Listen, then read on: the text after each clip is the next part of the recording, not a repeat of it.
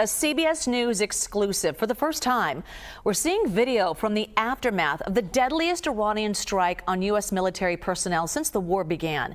It happened on the very first day of hostilities when an Iranian drone hit the command post of an American base in Kuwait, killing 6 American service members and injuring many more. Our Jonah Kaplan spoke exclusively with one soldier who survived the attack, an attack he said the Army knew was possible but failed to prepare for. Now, we agreed to obscure his identity and alter his voice because he is speaking without the military's permission. So when the blast happens, I was knocked down.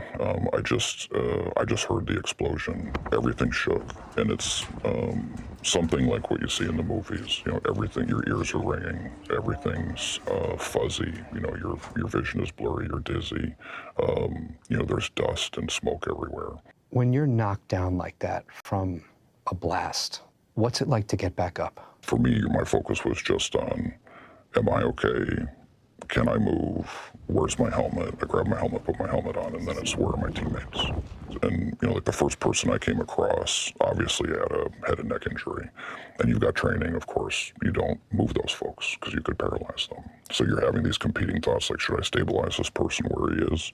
Or, well, wait, flames are already starting. We just got hit. There could be a follow-on strike. We've got to move him. So how do I do that safely?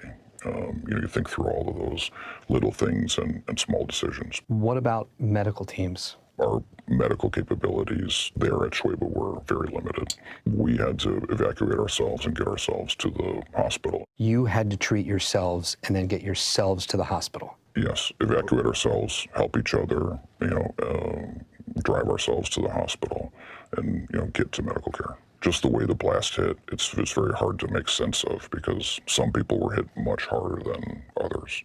So some people got a lot of shrapnel. Some people didn't get any shrapnel. Sergeant Amers is one who, she didn't get any shrapnel at all that I could see. There was no exterior bleeding, but she was hit so hard by the concussive force, immediately both her eyes are black and blue. You know, she's gasping for air. You know, I'm not a doctor, but clearly her lungs are filling with blood. What's it like seeing your colleagues, your teammates in that condition? I think in the moment, it's all you can think about is how to help them and how to get out of there. You know, I have immense pride.